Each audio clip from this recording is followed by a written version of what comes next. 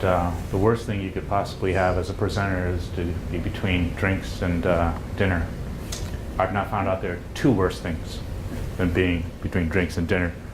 One is coming after so many illustrious speakers that have very thought-compelling topics to discuss. And the other is not being the designated presenter.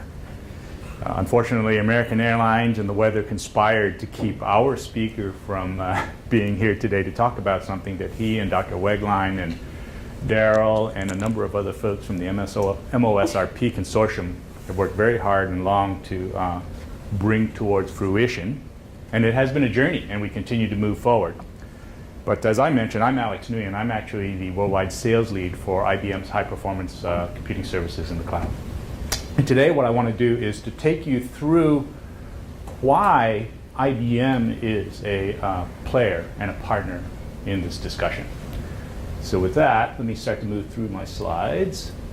So we as a company, focus on a number of industries. And from a cloud perspective, we apply a number of subject matter experts to ensure that when we build solutions, our solutions are in fact compelling, as much so as the software that the folks are talking about today.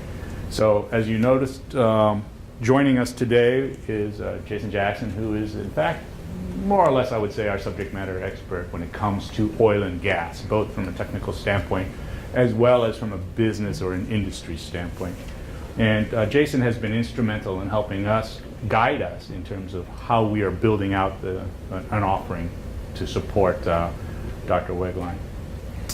So as Dr. Wegline has talked about, and I think just about everybody in this room is keenly aware of, things aren't so great right now when it comes to the direction that the industry is going. Oil is at an all-time low, right? I used to try to track where the price per barrel of oil was. I stopped, right? It's low, right? But the mission that everybody in this room has still remains the same, right? We have a core mission. You have a core mission, right? It's oil exploration, right? And the software, the applications, the algorithms, the things I didn't understand that Dr. Wegline and everybody else in this room were talking about need somewhere to run, right? And what we're talking about today is a mechanism of bringing the algorithms, the codes, the technology, and the business together to bring a lower price, cost-effective alternative to the industry and to academia. So I don't think anybody would disagree with any of these quotes. You've probably seen them all, right? But some folks are taking that step one step further and looking at ways to operationalize the environment, to bring the three together, right? And that's what we're talking about today with Dr. Wegline, right? Recognizing the economics, recognizing the fact that capital expenditures have been cut, in some cases all but eliminated from enterprise or oil and gas companies, and thinking, how can we make things work? Right? How can people continue to drive their mission? And what this talks about, this entity that Dr. Wegline brought up, really brings together the software that's available to M-OSRP, that's been developed at the University of Houston, and an environment upon which to run it that is more cost effective. So one of the companies that's already kind of embarked on this mission, or this direction, not quite as far as we're going with Dr. Wegline, is Halliburton. Now, Halliburton just recently announced, and it was all over the web, I think MSNBC was one of the sites where it was featured, that they're moving in the direction of away from on-premises computing to cloud computing. In fact, Jason over here was very instrumental in helping us in that path, and maybe you can comment on why they're doing it. Well, so 2 years ago, when nobody had compute capacity and couldn't buy it fast enough, we embarked on a journey to solve a business problem, which was how could we scale fast but provide it at an appropriate cost. And at the same time, figure out the capital model that said, how do I actually buy this when I'm a capital-intense organization and all my purchases are based on CapEx, not OpEx? We had a journey on that. It took a while to build the architecture and the solution, but over time, that solution, that Halliburton did a public references a year after I left.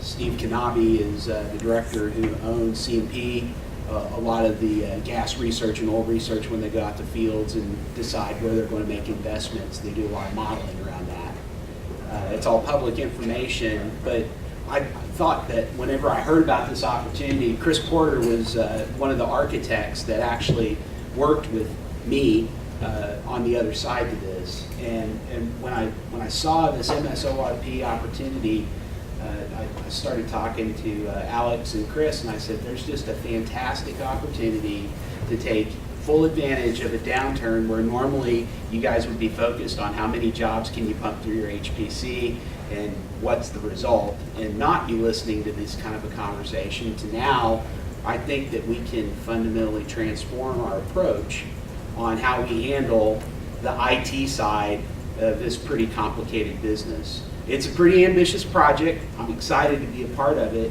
but I really believe in what this organization is trying to accomplish. And I think that over the next couple of months that IBM will demonstrate to the industry that we actually do have a very relevant set of specific cloud-based technologies that will allow you to minimize your investment on the what-if scenarios and the researching pieces, and be able to leverage a cloud to deliver a real solution for your organizations with a real result. Thanks, Jason. So a lot of companies are starting to make the move in this direction. Halliburton, obviously, an early mover. Zeeble, another company you may know, already moving in that direction, and others that we can't talk about making the journey. So why IBM? Why did these companies come to IBM? Why are others looking at us? Right? Rather than doing a product pitch, which I didn't think was appropriate for today's audience, what I wanted to do is really call out a couple of key differentiators. One, if you look at cloud today, most of the press, most of the talk is dominated by public cloud, right? The Amazons, the Azures, even the Googles, right? These cloud organizations are more attuned to addressing the enterprise requirements that a lot of companies have. Salesforce.com type implementations, database type implementations. None of them are really focused on high performance, or performance in fact. And one of the biggest differentiators that we at IBM on our cloud offering have to offer is in fact raw performance, right? And recognizing that raw performance comes with a lot of intellectual capacity or intellectual thought in terms of optimizing for that raw performance. So we apply the resources that we have coming out of our industry teams, we apply our experience, and we apply the horsepower, if you want to call it, the bare metal that we place in the cloud to drive the applications to their fullest utilization. So if we're talking about very expensive application software, what we're talking about is driving efficiency, a greater utilization out of that software. Another thing that IBM differentiates itself on from the rest of the cloud offerings is that we are very attuned to the notion that security is critical. When it's a mission critical application, payroll, HR, that's great. You do want to have some security. But when it's core mission and it's what is your competitive advantage, that security is absolutely paramount. And our solutions in the cloud drive that to the nth degree. I was in a conversation that Dr. Wegline hosted for us. We had a chance to talk to some of the senior executives at Conoco, and it was very interesting. We started to talk about all the elements in the cloud that allow us to make a claim of being a highly secure environment. And I think it was the VP of Technology or the CTO, correct me if I'm wrong, who basically said, you can stop right there. You're IBM. We fully get it that you guys are going to be the most secure environment in the cloud. The other thing I mentioned a couple of times. Can you cover? Yep. Industry expertise. When we build solutions and when we're working with Dr. Wegline and his team, we're not just building a generic solution. We build a solution optimized to the application and the use of that application in the cloud. Again, it's all about driving that performance, but you can't get there unless you have the technical expertise from a computing standpoint, as well as the application expertise. So that's why I like to call that out. The other, go ahead. Yeah. Entitlements management, do you want to be accountable for that? Question mark. third-party data? How are you going to move that data around? What are you going to do when you start get great results from this? What are you going to want to keep? What are you going to want to move back into your own cluster? How are we going to manage all of that? These are questions that have to be solved, and you're not going to have that conversation at $2 an hour on an AWS cluster. We're going to have to have a serious industry conversation about who's managing what accountabilities and how that's getting delivered, and that speaks to the industry expertise that we're trying to bring to the solution. Two other elements that are critical are support. Obviously, we do provide a fully supported solution to all of the users, as well as to the new entity that Dr. Wegline talked about, as well as flexibility. And we'll touch on that in a second when we talk about different ways to engage potentially with the new entity. But these five, we thought were key differentiators when you look at us versus the rest. And I think they were good differentiators that Darryl called out in his early discussions with Dr. Wegline. And that's one of the reasons why we are working in conjunction with the university and M-OSRP. So a couple of key things, there's more of a data sheet than anything. Bare metal, a lot of organizations don't provide bare metal hardware in the cloud. We provide bare metal. Most of the others do virtual machines. Virtual machines impute or apply an overhead to the environment. Well, that overhead means you don't get the most performance out of the equipment, right? A couple of other things, obviously we're at the highest level of performance with regard to the Intel offerings, but we do also have the highest levels of network interconnectivity and low latency network devices. One of the interesting things that we bring to the table, and on premises, I believe a lot of you may have already been using it, is the ability to configure, deploy, and optimize high-performance parallel file systems. So at the end of the day, it's all about getting the data to the compute engines and moving the bottleneck from the storage device to the computing device, or vice versa, depending on what perspective you're looking at. And we have the expertise to incorporate GPUs. And in fact, one of the areas that we'll be working with Dr. Wegline and his team on is the determination of whether GPU acceleration will benefit the application. And that's one of the research efforts I think that we will be contributing. All of this is great, except if you don't have the ability to support an environment like that. So we provide 7x24 support to a new entity or any entity, right? This is a standard offering in a sense, right? Highly customizable, but still standard nonetheless. So we have a support organization that works around the clock to drive that application's availability and your accessibility to the application.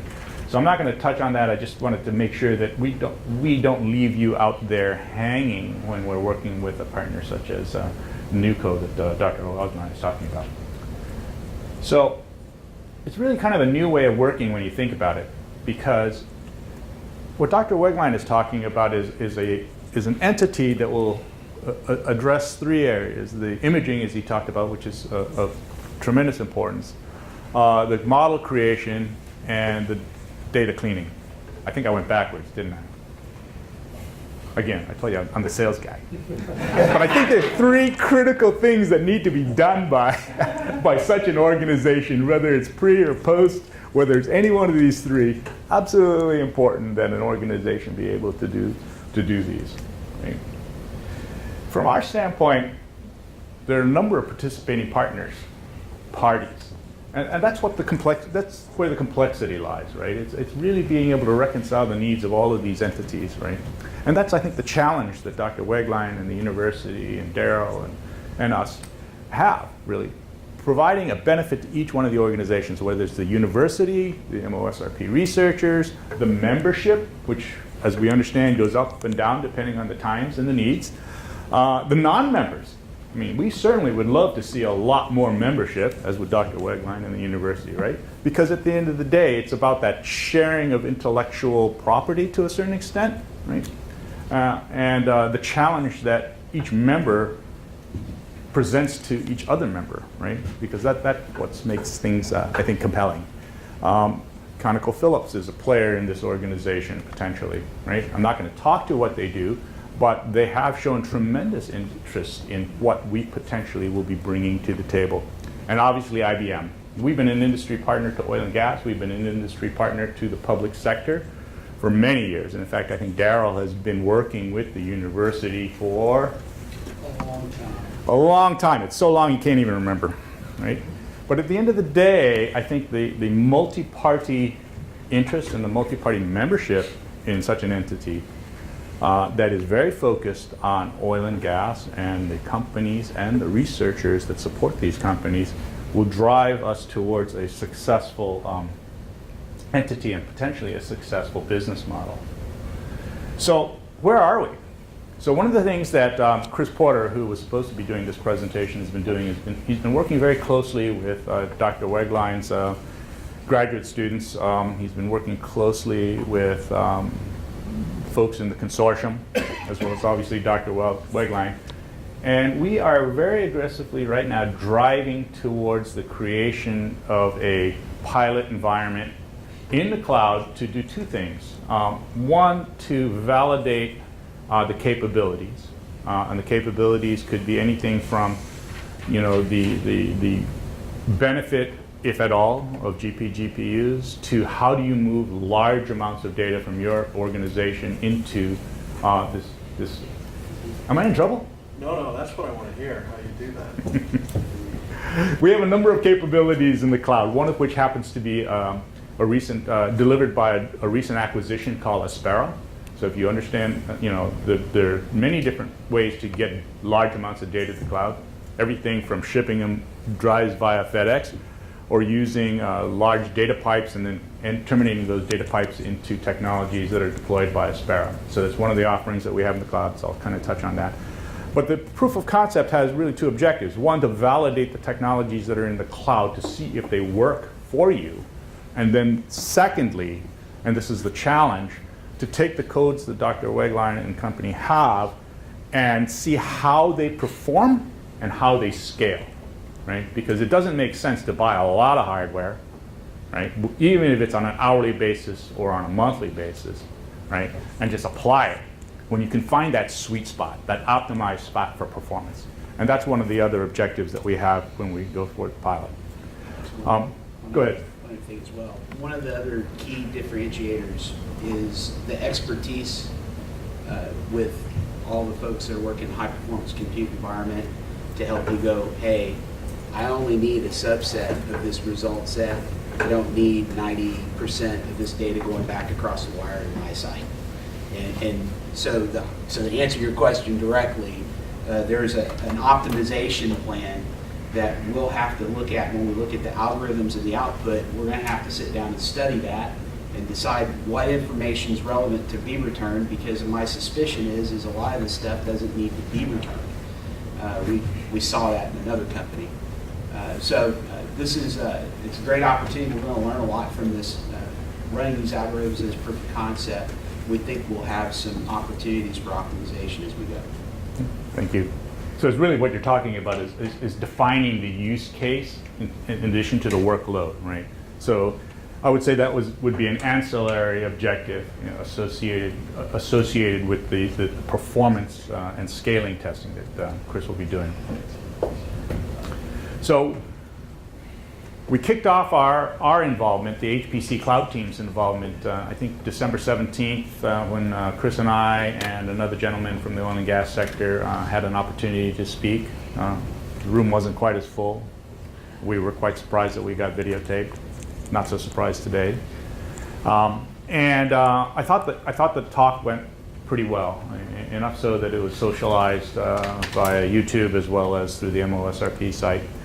We've had a number of meetings with consortium members, as you can see from the define phase, HES, PGS, obviously U of H, Conoco, if I can refer to them, to get to the point where with Dr. Wegline has been able to secure the data sets and is moving in the direction of other codes that may be tested. So we're at a point today where we're finalizing the configuration and the way that it will be implemented up into the cloud. Right? We're still waiting for the final words on this, but if all works out, we should be in a position in early July to kick off the piloting of the environment.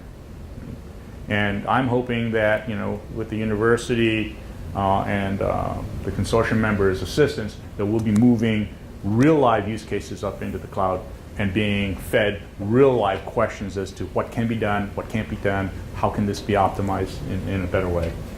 So clearly, once we go through the piloting phase, which we anticipate being about 30 days, we would go into more of a production phase environment where we will build out a more scaled offering and then launch. And then after that, it's a series of iterations to sort of tweak for the new company. Comments, Dr. White-Klein? Sounds good. Oh, I didn't realize I was going to end so quickly.